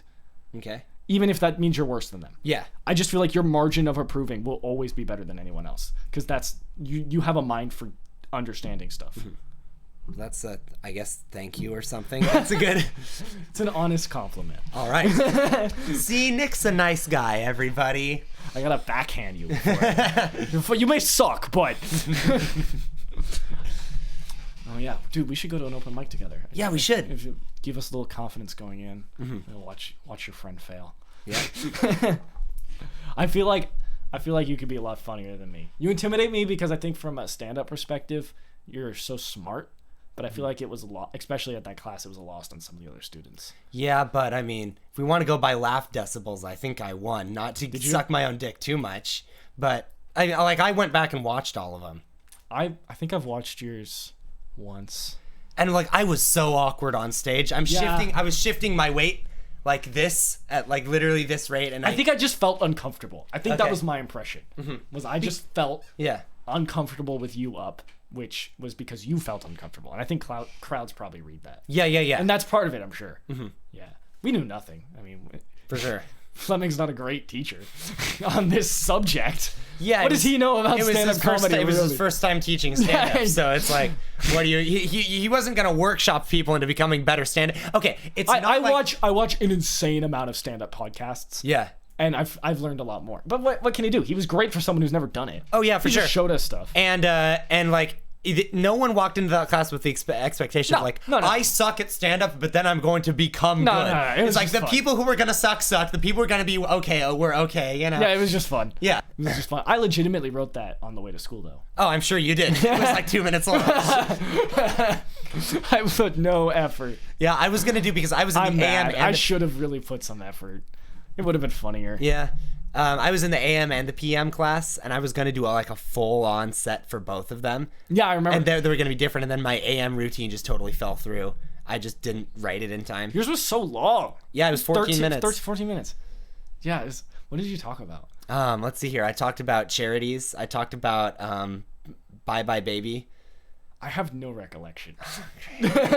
Just I don't want to explain my. No, I know. I'm just saying I had no recollection of this. Yeah, I was pretty depressed. I'm sure you were. I wore all fucking black. Yeah, I remember that. I was like, there's no contrast in his outfit. I remember thinking that. Solid black. I was really trying to send a message. Yeah. No discretion. I wore like emo things and a beanie. Yeah. Oh my god. Yeah. And then you just you're kind of like hiding behind. I was the like mic. sad and shit. Mm-hmm. Oh. Yeah, I remember this had nothing to do with one of the jokes. You just said blah blah blah blah blah joke. Yeah, I've got a lot of pain, and that was just one of the like it wasn't even part of the joke. It was just something you said. That's gonna get me. That was so. Wow, I was such an idiot. Why was I so depressed? I just wanted attention, and I was just like on my sleeve. Yeah. This chair is kind of frustrating. Yeah. It's okay. Sorry. You're sitting on a fucking drum throne. So I am. But hey, I have the squatting ability. Is that more comfortable to you? It's about the same. It was about comedy again. How I've put a lot of thought into like how I wanted to. No, that wasn't what I was going to say. Okay. That was something I was going to say, and I was like, that's a dumb thought. Oh. And then you remembered it, and you're like, hey, I'm going to say... No, that's still a dumb thought. That's still a dumb thought. I should do that more often, really. Mm-hmm. No, I was... It's gone again. I didn't come here in the best mental state, I'll be honest with you. I had a Red Bull. It was the best I could do. You got to prepare somehow. Yeah. Now I'm just sweating It can be the sweats. It's not good for you. I've been holding this fucking thing the entire time. I I probably look so fucking stupid. I look nervous as shit. Yeah, it's like one of those like stress balls. Yeah. Oh, I want to run a joke past you. Not a whole joke. I'm not gonna do the joke. Okay. But I just want to ask if it's too corny. Okay. Okay. So, when I was traveling colleges, I saw these like abortion vending. I blew it. Fuck. This is why I can't be a comic. I saw these birth control vending machines. Okay. And I feel like you know where the joke is going now. It probably has something to do with abortion. My thought was, what if there were abortion vending machines? But it was just like Danny DeVito inside. Yeah. And you stick your thing in, and it's called a Danny E. Vito. That's pretty corny. It's pretty corny. That's pretty darn corny. Now, should I do that at an open mic? I don't know. If you want to get their attention, maybe. I want to get their attention. That's the only joke I wrote. Actually, it's not true. I've written a bunch. That was the only one I feel confident about. You got to start somewhere. You gotta start somewhere. I'm just making a fool out of myself. So, what do you think of Red Bull overall as a drink? It is superior to all other energy drinks. It is. Energy drinks make me feel really bad. Okay. They have a lot of chemicals in them and I already have an imbalance. Yeah. So it can make you crash pretty hard. And Red Bull is the healthiest of the evils. Okay. Although I've been drinking what's that fucking I've been drinking this other shit. And it's much healthier. But yeah, I need caffeine. Okay. Yeah. Just to like stay focused and. I've been really tired. I feel like my high school buzz wore off. Man, I'm already feeling tired, and I'm a senior. If that gets worse, I'm like scared. Old person. I'm stupid as shit, but I'm tired all the time. Oh, jeez. It's hard, dude. I work over here in the morning, and I live on the other side of the hill. Okay. So I drive here in the morning, and I'm at school all day, and I just got done with this play, and you spend a lot of hours there, and I get home at 2 in the morning. There's all these after parties and shit. Everyone wants to go hang out after. It's taxing. Well, okay. Well, that's like justified tiredness. Yeah, as opposed to just like you have a condition where you're losing energy for no reason. Well, I've also been taking like sleeping pills. Okay. Because I have insomnia. So, but I think they make me more tired because I'll wake up for like 2 hours and just be so drowsy. Yeah. Have you ever heard of trazodone? No. It's interesting because you guys were talking about lucid dreaming. And trazodone actually makes you lucid dream. Oh, so you've got experience in the field? Recently, I have. Right. I totally my experience with dreaming was pretty much the same as Ryan's. Like I would like for real do that shit. Like I would forget what was real and what was fake. But since I've been doing this, I've been able. People will talk about on like Reddit and shit. Like they are able in a lucid dream to tear apart, like do whatever they want, fly, whatever. But then like break down the universe and rebuild it. Okay. They can like basically they're God in the lucid dreaming. They can do whatever they want. They get to this level. And I guess it's super easy on this trazodone stuff if you take a lot. And I just take one pill to help me sleep once in a while. But the way I've been taking it has kind of been like, oh, I'm going to get some good sleep tonight. Like I get to lucid dream. Yeah. And don't tell my psychiatrist. But I can just like direct it anywhere I want. It's so fun, but it feels over really fast is the problem. So it's like but a lot of times I can fall back asleep and like do it again. Well, if you have you're drowsy in the morning. Yeah, if you have consistent lucid dreaming, the temptation has got to be to do tests, because there are some people that say that lucid dreaming has some like anomalous and supernatural characteristics where you can where somehow there is like some actual consistent outside world. So if you fucking did in a song, what I wrote in a song, in a dream, I wrote a song in my dream. Cool. And did it suck? I don't remember. Oh no! But I'm not very close with my dad. But I was like the dream was fulfilling it. Like I wrote the song with my dad in the dream. Oh, and I remember like being on the guitar and like making calls with him. Like, yeah, should this be like a G over B here? Like, what do we because think? that's a common thing for lucid dreamers is the like dead relatives especially, they'll come into contact with people who aren't in their lives or something. I've always felt like I didn't really need approval from my dad. So it was kind of weird, but I mean, maybe I do.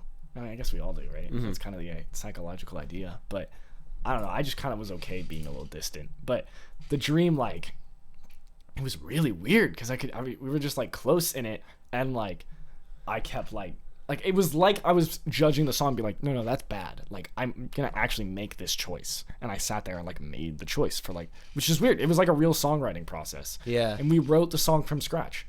That's cool. And then I woke up and couldn't remember it. Part of me thinks it chose a real song, and that's why I can't remember it. Okay. Because it was like, it wasn't really writing a real song. It was just copying, but it was pretty cool. That must have been pretty cool. Yeah. Well, you've got to test it. You've got to like, you need someone else who also has consistent lucid dreaming, and you should say, hey, in your lucid dream, come and meet up with me and tell me a secret code, and then when we wake up, I'm gonna tell you what I think the secret we're all code connected? is. Well, that's what a lot of the crazier lucid dreamers will tell you, and it would be fun if you have some more consistent way to do that, to test that out. I'm sure it's total BS, but like, Probability. Yeah. We're just like, no, it's totally it. Yeah. Whoa. No, I don't. There's no way we're connected like that. No. There's no way, but like maybe. No. Who knows? Why not try? It's like pointing night vision cameras up in the sky looking for UFOs. It's like, it's fun to do. Because horoscopes are fun, Frank. Oh yeah, that's right. Dude, I'm bad at ethics. I'm inconsistent. This is why I go through to watch all them. Just get dirt on you.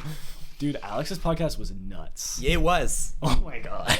Yep. I have the link, by the way, if anyone wants it. Legitimately so fun to listen to. I want that link because I don't think I finished it. Yeah, for sure. And the last part of it was the best part, when we got into all like the theology and how all the religions are connected and stuff. I didn't get to that. Did you hear the part about alien abductions and all that, and how that relates to religion, and how Christianity is tied to Hinduism and Buddhism? No, it got pretty crazy. That's funny. I love Alex's story, and I pretty much agreed with him on all of that. I hate stoner kids, dude. They just they're stupid. They're so fucking retarded. Like, they're just like they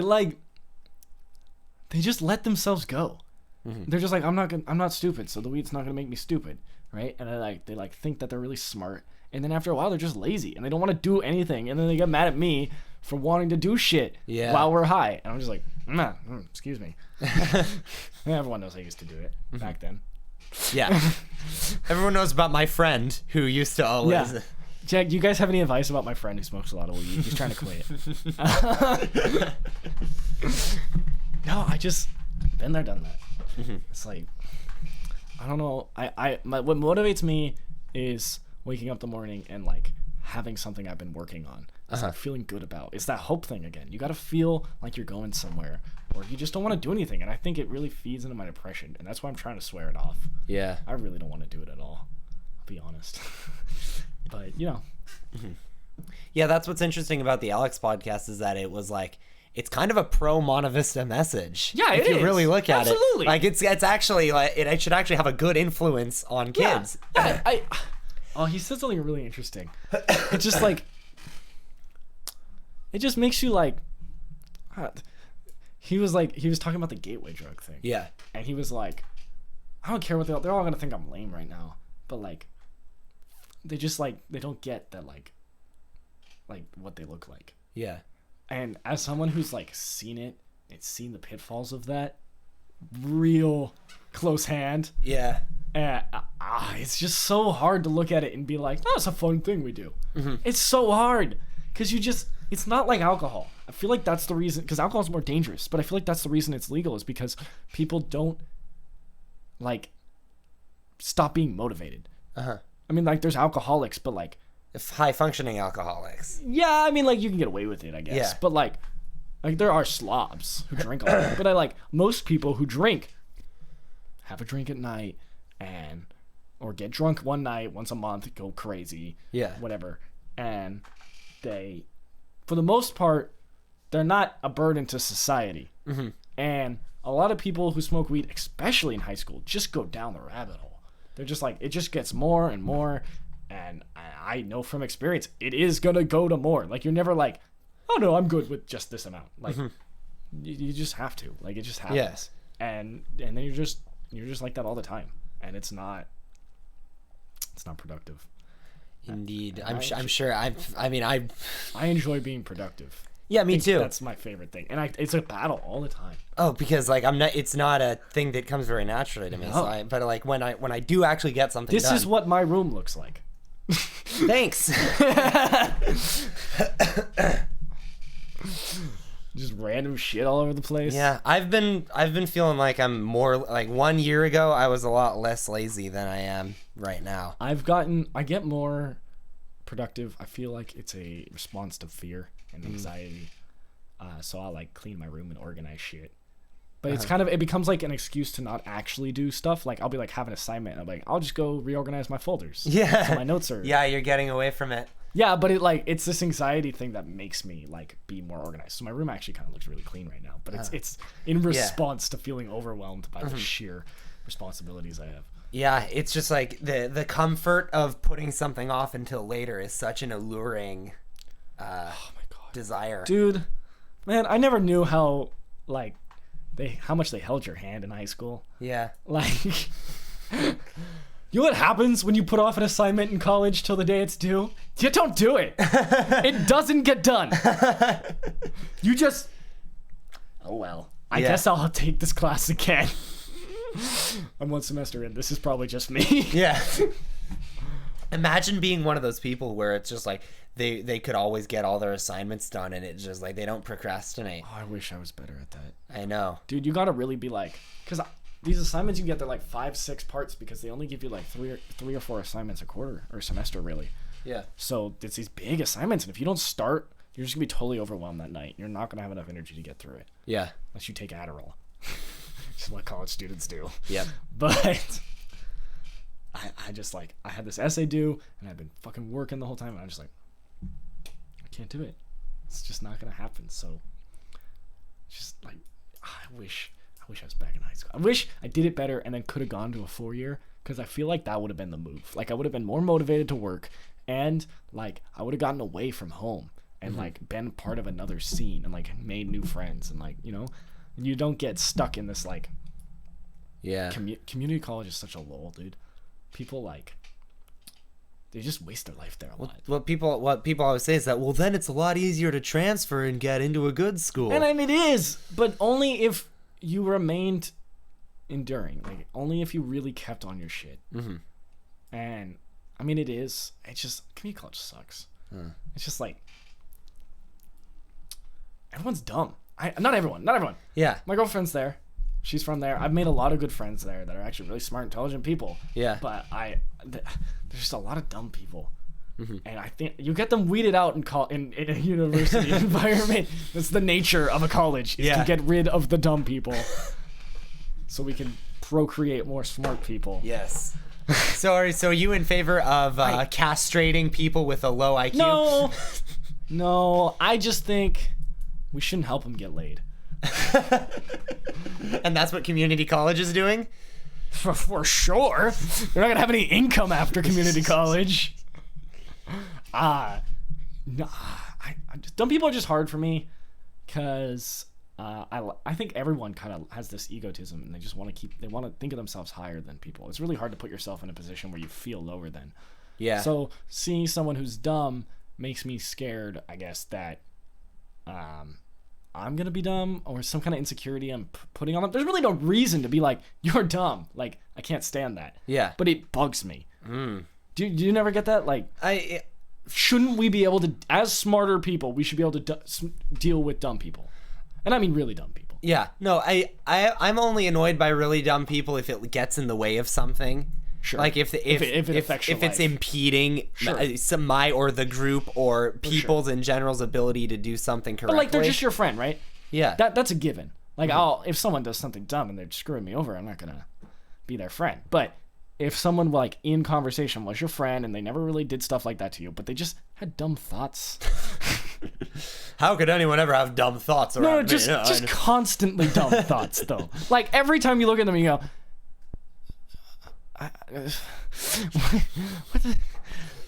what's wrong with you? I don't know. Maybe I don't think people. You know what's interesting is that like, I think I think that if I were to guess what everyone's IQ was, if we just what would you guess mine? If we were to pretend that IQ was just like a thing that everyone has and it's an exact number and it doesn't change. You're intelligent. Yeah, it actually measures it well. And if IQ was, and so 100 is average, that's 50th percentile. So above 100 is above average, and it's like even. So 110, they're the same amount of people are 110 and over as are 90 and under, right? Sure. I feel like if I were given 50 people who I know and I were to assign them all an IQ, I would be way skewed to the right. Like I would assume everyone's IQ is bigger than it actually is. Really? Yeah. My assumption is everyone is dumber than they are. I just assume everyone's pretty stupid. Yeah, so I'm just not sure that I have that experience of like thinking everyone around me is dumb, because I just don't think of people.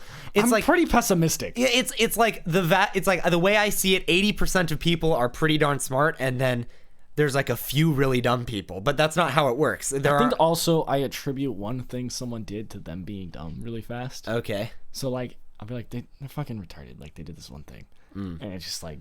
And then that colors your perception of what they did later. Yeah, it's just their whole thing. Mm-hmm.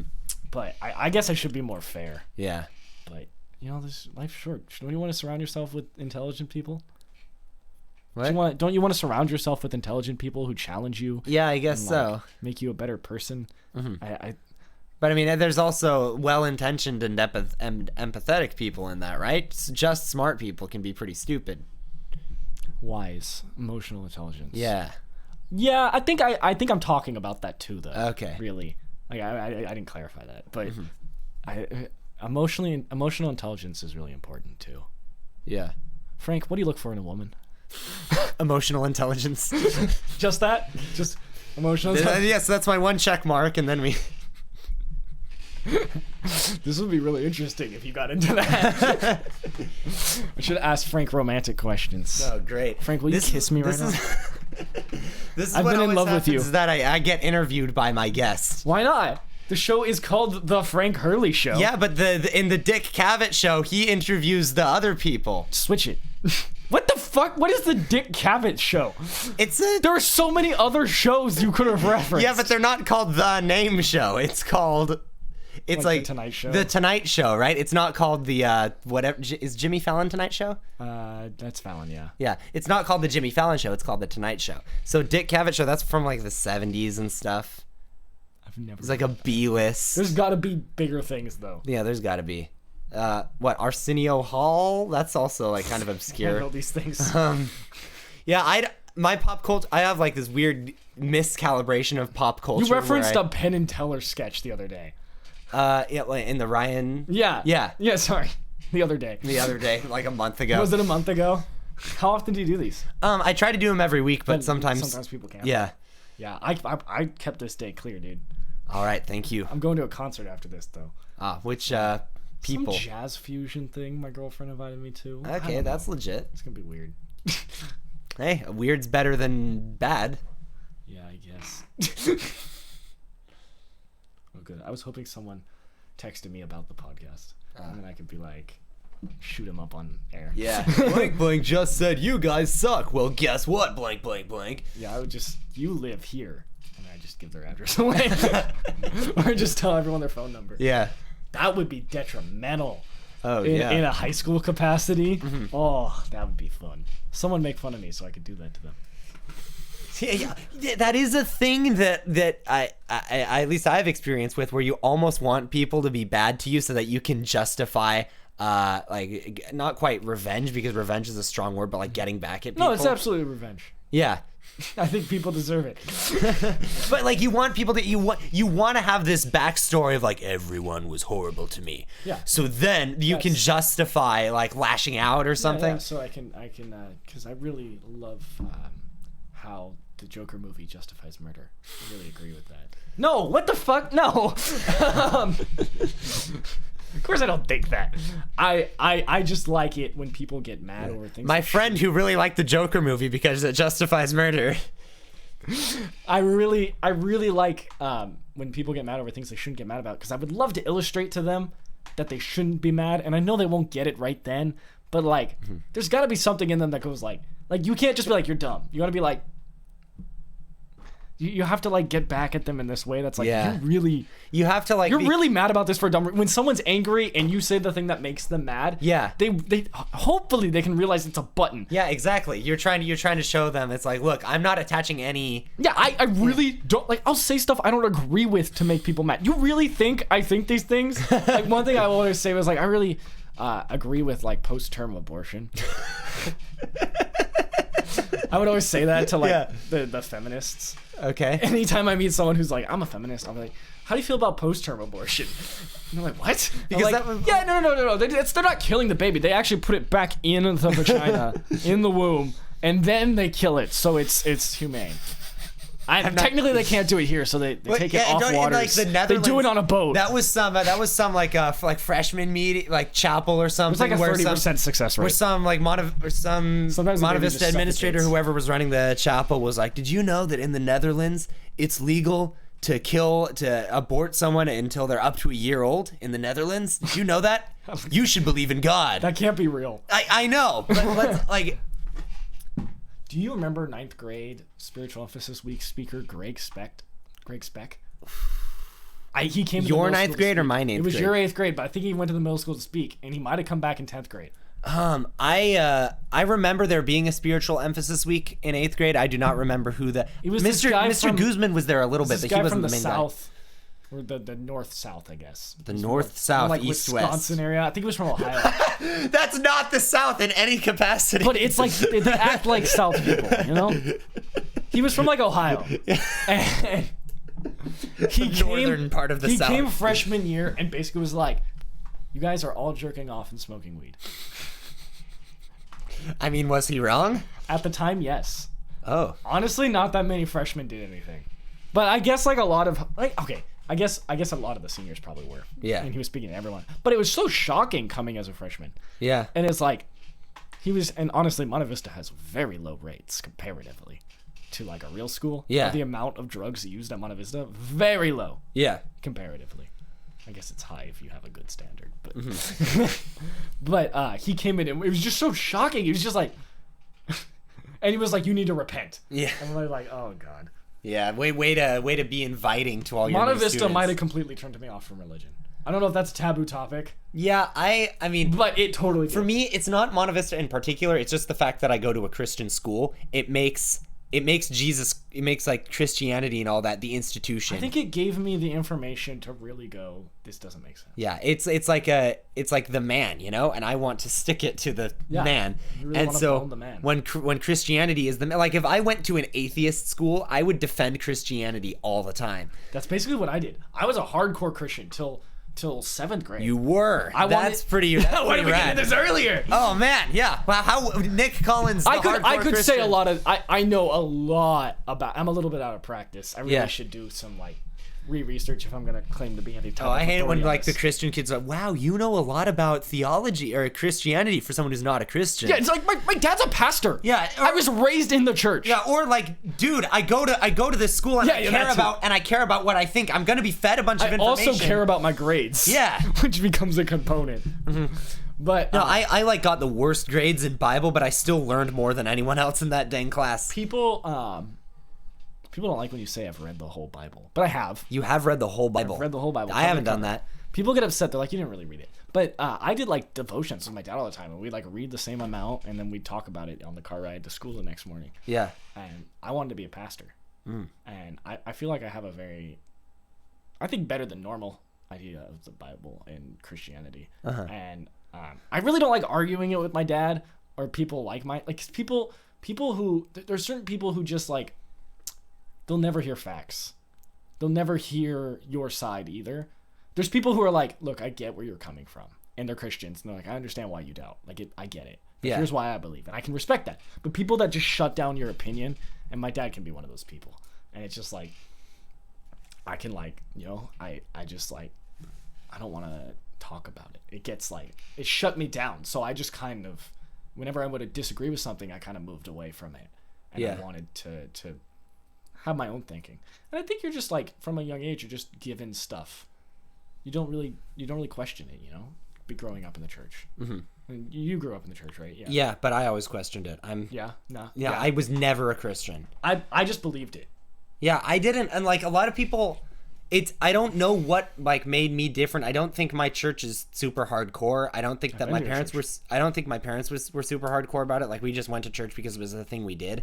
But as early as I can remember, I remember like first of all, God, I'm probably just like retreading the same topics as the Nassim podcast, but like it just never. They would always pray to God and talk about God and how God affects your life and everything. And I was just like, well, they're not convincing me of this. They're not providing any evidence. They're just like, it seemed more likely to me that they were just making it up. The further away I get from it, the sillier it sounds. Yeah, that's because when we did in you're just like, oh yeah, no, the clearly God took a rib from Adam and then he just like made a person. Yep, like, that makes sense. I get it. You know. Yeah, the Bible isn't sexist. What are you talking about? Do you know what something my parents actually told me? What? They actually told me that was why males had one less rib than women. Do they? Keep in mind that wasn't a like question. That was they have one less. They do not. They factually and irrefutably do not have one less rib. We have an even set. Sometimes people have like less. We have an even set. No one has one less. And I was just told, man, you got one less rib. You should believe the Bible. What is this fucking Norse Indian mythology or some shit? Yeah. And you know what's the best thing about that is that there are two accounts of the creation, and in the other one, the whole rib thing just totally doesn't happen. What's the other account? Is it for translation? No, it's if you read Genesis, there's two accounts. There's two. They do the creation story twice, and they're different. Wait, really? Yeah. Where? What part? It's later on. The very beginning of Genesis. That's the first one. Yeah, it's back to back. The first book of the Bible. What? And so in the second, I forget which one's the first and which one's the second, but in one of them, God creates Eve from the rib, and the other one, he just creates Eve the same way that he created Adam. But Genesis reads like chronologically. Yeah, I know, but they do the creation story twice. I'm pretty sure. Really? Yeah. I don't know about that. That sounds... I have a Bible. I don't think we have enough time. Okay. I would love to, though. Yeah. Let's get Josiah in here. Yes. Did you listen to the Josiah podcast? I listened to some of it. You've got to go the whole way. Dude, have me and Josiah debate. Just him with smart things and me like, I don't know. Yeah, but like it... Just me so obviously against it. Yeah. I'd really make him mad. Mm-hmm. But like I remember in the sophomore year, I don't know about you guys, but my grade had to do this resurrection essay where we had to write this big old research paper, and it's rigged from the start because it comes from a Christian perspective. It's like, what do you think about the historicity of the resurrection of Jesus? I hate questions like that. Yeah, and so that's how does this change your view on God? And that makes it that part is really interesting to me. Is did Jesus? Whoa, shoot! That never happened. Go back down. Did Jesus? What evidence do we actually have for Jesus's life and whether or not he rose from the dead and et cetera, et cetera? And like they gave us this packet with all these different documents with like the basics of it, so that the kids who didn't care could just go off of those couple of pieces of evidence and like phone in there. This is why I believe that Jesus rose from the grave, even if they didn't actually believe it, just because they wanted a good grade. But I was like gung ho for arguing that we can't say there's not sufficient evidence that Jesus actually died and then was resurrected, and it's crazy. There's certainly evidence he existed. Yeah, but what's crazy about it is that at the time I was so caught in like the lull of like doing the research and like trying to prove it in a way that the Bible teachers would set you up to do it, that like what's interesting is looking back on it now, there's so many like fallacies that I think they have going into it. There's so much. Like they set it up in a way that subconsciously, even if you say you're not, they're trying to get you to prove that that Jesus absolutely never rose from the grave, right? Or they're trying to say that what they'll do is they'll be like, so did all the witnesses of Jesus hallucinate? well, no, that's unlikely. You can't have group hallucinations. That's proven by science. My thing was always, how do we prove these people witnessed it? Yeah, exactly. Most of the Bible was written like 200 years. No. The New Testament. Was written 200 years later. No, Gospel of Mark was written like 90. Yeah. No, 60 years later. But like at the best, I think one was 30 years after the death. Yeah. And it's like, that's credible. No, I can't recount yesterday with that much detail. Yeah, and here's what's really crazy about it is that they'll try to say that I read this one article by some Christian intellectual or something like that, where he tried to say that the burden of proof is on the people who do not believe the account of the Gospels. And the reason why is that if you have a historical account, you shouldn't be trying to prove, you don't have to prove that it's true, you have to prove that it's not true. So his logic is that, like, if you have some historical document, you assume that it's right, and then if you find things about it that don't add up, then you can start to say that it's wrong. So he's trying to shift the burden of proof away from the people who are making a claim that a guy rose from the dead and is supernatural and is God and confirms the whole Israeli God. Just believe that. What are you talking about? Yeah. It's normal. How many people do you know that rose from the dead? Come on. Yeah. Do that all the time. When meanwhile, here's what's really crazy about it. There are 0 first-hand accounts of Jesus' life. None. You don't call Mark? Zilch. Mark was not... Matthew, Luke, and John. You don't call those first-hand accounts? John claims to be a first-hand account. They all claim to be a first-hand account. No, they don't. Luke? Matthew, Mark, and Luke are not characters in the Bible.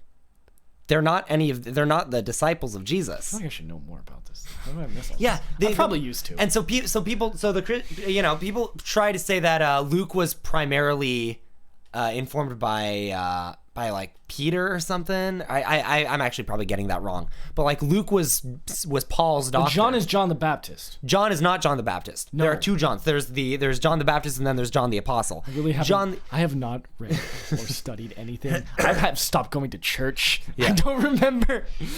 I didn't realize I could lose all this information. So the book of John, the book of John is different from the other 3 Gospels. The other 3 are called the Synoptic Gospels, and then the book of John is just its own thing because it kind of goes a little crazier and it's more theological and it says like more insane stuff. And it was written 90. Like an asshole who bragged about this. It was written 90 years after Jesus's death, which would make John like in his 110s when he's writing it, which is pretty ridiculous for someone back then without the access to... Oh, that's right. It couldn't be John the Baptist. They killed him. Yeah, they killed John the Baptist.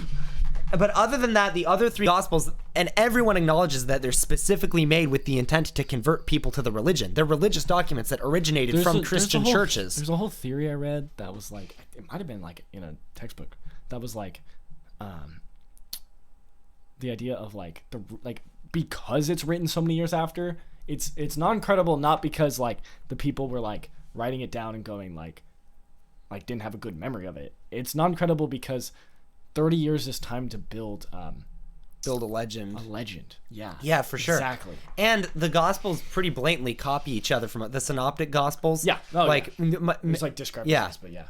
Luke and Matthew. If you take everything in Luke and Matthew that's the same, it's almost verbatim what Mark says. Now my dad always says as proof there's no discrepancy between I said discrepancy, I meant there's difference in the stories, like there's different stories told sometimes, but he says like all of the Gospels line up. Well, there are some things where I don't really know if they do. There are some minor things where you can nitpick and they will directly contradict each other. They'll directly contradict each other. There are some nitpicking. I don't care. Yeah, there are other things where like you can tell that there are aspects of the story that are changed for the audience, and as the Gospels in the order that they were written goes Mark to Matthew to Luke to John, the stories get more fantastical and it gets like more out there. Mark is pretty tame. The original version of it doesn't even end with Jesus coming back to life. Right. It just ends with the empty tomb. Right. So, yeah, but my main point is, barring all of that, the Gospels are religious texts that are meant to like convert people to a religion and demonstrate the doctrine of a religion.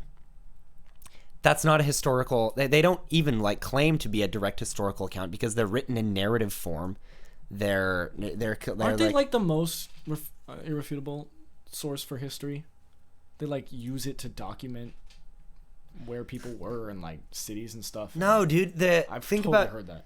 that's the Christians getting in your head. Am I just totally brainwashed? Well, you could be, because like take this for example. I don't believe it. In Matthew and Luke, there's Jesus's birth story. There's the whole Christmas story. And in that, there's this massive census. We read it every year. I know. Yeah, there's this massive census that they carry out where everyone has to go back to their hometown, and there's this whole complicated series of events with like Jesus and all the stuff that goes on. That and then Harold got every single scholar out there agrees that that's not true. That was made up. The census. Yeah, the census, the whole birth story. Like and the genealogy of Jesus that's in Matthew is just total BS, and everybody you'll never get anyone arguing that someone had genuine genealogical records of Jesus. And so then if you're going to still argue for Christianity, you have to say, okay, well, they embellished this part of it and made up this kind of apocryphal story around Jesus's birth. Okay, but now you're still saying that the book is divinely inspired and that the rest of it tells this cold hard truth. That's really interesting. Because the whole virgin birth trope had been around forever. It's a very common way to describe it reads like a superhero. Yeah, exactly. Story. And so that's why it annoys me so much when people go into radioactive God. Yeah, when people go into it with this like assumption that the Gospels are reliable or are innocent until proven guilty. And in this case, I really don't think that they are. You have to look at outside sources for text, and the outside sources scientifically, it's if you're going to make a claim like that. Yeah.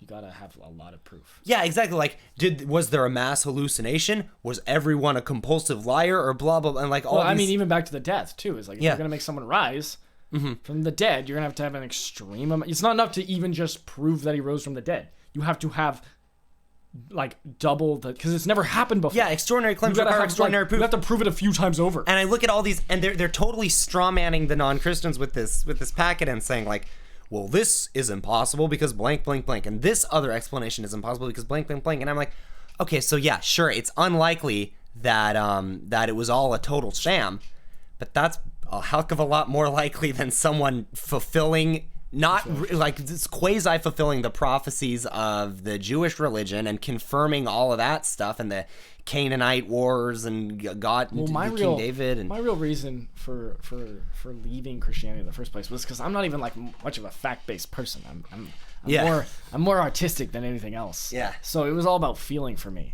and I just didn't feel like it was there, you know? Like they always be like, God will tell you, you know?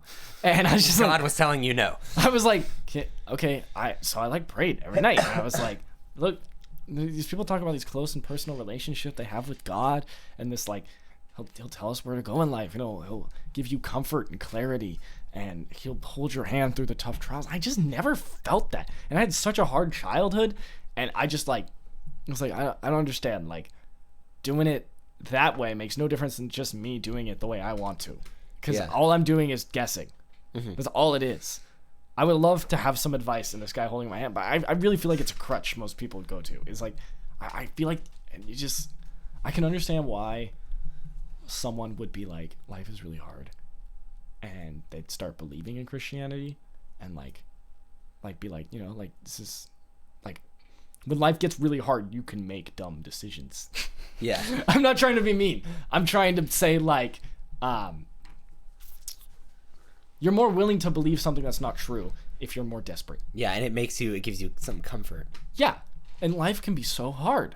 So I don't blame you for everyone. So many generations of people have used that in so many different capacities. And if at least not Christianity being right, and I'm saying, okay, maybe you guys are all right, then everyone else is foolish too for the same reason. All the other religions are foolish for the same reason. We just all need something to like lean on. Yeah. And it's just, I hate bullshitting myself, and I didn't feel like it was honest enough to be like, yeah, I buy into this. And it's just like, I'm doing my way, and it's gonna be just as bad. So yeah, fair enough. I've tried to have all the arguments about like the it just never changes my mind. When you hear both ways, I just never go like, oh yeah, you might, because facts are so hard for me. Like you're given a fact, but then someone always says something different, and then how do I know if the fact check's right? Everything has been refuted. Like you could look up what you want to believe. Yeah. So I just can't I gotta know what's true for me, and I can't just trust anyone either. I can't trust anyone really. Yeah. You can't. I guess the point of the Bible is like if you're gonna believe, then, it takes that jump, right? It takes that you gotta put your faith in it, even if it might not be true. But then it's like, what kind of bullshit is that? Like, you're gonna lead me down, you're gonna hold my hand to the edge of the cliff, and then hopefully at the end you're gonna be like, it wasn't a cliff, you're totally fine. Mm-hmm. Yeah, it's like that is a weird element of it is the there's the faith component. You just have to believe, and then you'll be rewarded. I got in a 30-minute argument with Mr. Kirkendall about this. Okay. About why, because he didn't believe religion required any blind faith. Mm-hmm. He didn't believe Catholicism but required any blind faith at all. Yeah. And everyone in the class was upset. We're all like, but that's the point. The point is to the point is that you give your trust to not see and believe. Yeah. And that I think that's one thing where it's I just don't get why that would be the system set up. I think that's one area where I think Christianity would be pretty inconsistent. Is on one hand, it's trying to just be true for the fact that based on evidence or whatever, but then on the other hand, it strongly implies that you do have to take a leap of faith. Yeah, so to speak. I think that's enough religion. Probably. You have any burning questions for me? Let's see here. Shoot, I probably should. I'm sure I'm going to be kicking myself in. You can ask me anything, Frank. I will judge whether or not I'll give you an honest response. Is there a way I could tell a story that's like discreet? Yeah. Well, what you mean, like take out the real names of people and stuff? I don't know. I feel like I have a lot of stories people are missing out on. Yeah. Okay. What's a story? I don't know. You'd have to ask stuff, but okay. Yeah. I understand. I have to be the one who spurs it on, but then when it's spontaneous, because I can't think of it. Just good stories. It's gotta have a point too. Mm-hmm. But yeah, I don't know. I feel like if there's anyone at Monte Vista that has the weirdest perspectives on things, and no one really talks to, it'd be me. Yeah. Yeah, that's probably about right. You do have a lot of unorthodox. I have a lot of unorthodox. Mormonism is a cult. A lot of people would. No. Yeah. Okay. Yeah. I don't think that's because I asked you that earlier. What's something that you believe to be true that nobody else believed, and you said something that a lot of people believe. Yeah. So what's something that don't have no evidence that anyone agrees with you on, but you think is totally true? I don't know. I think I'm a pretty founded in reality guy. Okay. That's probably something a lot of people kind of think. I think when stuff happens, it's kind of like the universe telling me, not necessarily the universe. I don't think there's any kind of entity, right? Yeah. There's nothing smartly, but if something I try to do doesn't work out, I usually go well, that's just not for me. Okay. That kind of thinking. But I think it's a little spiritual and a little goofy, but and a little bit just you don't quite want to plunge into something hard, or it's like maybe I should focus my energy on something more practical, something more useful for my life. Mm-hmm. Instead of there's some things you should challenge, but if something doesn't work out, maybe you just challenge it in a different area. Yeah. I don't know. I think I'm a pretty grounded person. Okay. Really, honestly. But you do still have some weird perspectives, I'm sure. I just challenge people. Okay. What's if your goal was to break me and challenge me, how would you go about it? I know break and challenge aren't the same thing. I would challenge you to be more emotional. Okay. I think yes, sir. I will try to be more emotional right now. I think that's probably your flaw, if anything. Okay. You're probably a little too intellectual. And I'm I just kind of come off as cold and a little bit. I really like you. Okay. Good to know. No one else does. I'll put that. Yeah. I think you're great though. I need to get a letter of recommendation for you for my college application. It's not worth much, but I'll write you one. No, I think there's just I mean, I'm probably not intellectual enough, so. Okay. I think you're such a smart guy. I don't feel all that like super big brain intellectual though. Really? Because okay, I know a lot of really smart people who are way more hardcore than me, right? Yeah, but like, so compared to them, I'm like the rebel who says stupid. I'm like Nick Collins to a lot like community. you are to normal people as I am to super smart people. Oh, cool. So, like in that way, I always try. I'm not super. I think in the past, and I think that this is just a little bit more of an immature perspective that a lot of people have. Is I used to value just pure like intelligence and being smart more. Like I was more happy accepting the role as the smart kid, right? But I think that you learn pretty sooner or later the hard way that you're not that smart and that there are always tons of people who are way smarter than you. A, and B, my experience right now. And B, like it's just not that alluring or attractive of a role to fill, in my opinion, is to be super smart. Like I'd rather be funny or creative or imaginative. I think you can kind of refute smart people by being funny. Oh yeah. If someone's smart but has no sense of humor, like what's the point? You could like really like rake them over the coals, you know? Even, like fucking like, especially like psychologists, like, what the fuck are you doing? Like, you putting everyone in the basement to just let them interact with each other, and you're like, oh yeah, all the guards, like we're gonna have people dress up as guards, people dress up as prisoners, and they just beat the shit out of them if they want to. Like, yes, like, you're insane for the level of intelligence. Yeah, smart people get pretty curious about pretty crazy stuff. I feel like, Jesus Christ, I did it again. This is why Frank is getting a Patreon. Please donate. It's okay, I just needed to tighten He this accepts iTunes gift cards. No, I don't. No iTunes gift cards. But like I feel like there are multiple ways that I'm perceived, and on one end of the spectrum, in a lot of ways I am kind of like a straight edge like dork who doesn't like do anything and kind of just lives in my but I mean that in the sense of like, and that I think is more tied to the too cold and intellectual and emotionless perception. But on the other hand, in other areas, I do feel kind of in a weird way, or at least I hope, because I think this is just the cooler person to be, is the like the rebellious thinks for themselves person, because like I do. Oh yeah, it's great. I love it. Thank you for asking. But I don't know where I'm going with that, but well, thank you for telling me my flaws. It's not really a flaw. You're you. I mean, I if you were going into comedy, I think that's probably the best piece of advice I could give you. Okay. Is be less intellectual. Just mask it. Yeah. Mask it, because people like smart. They just don't know how to digest it. Yeah, just like not I don't know. Spoken too fast because you're nervous. I've literally never had a problem with you.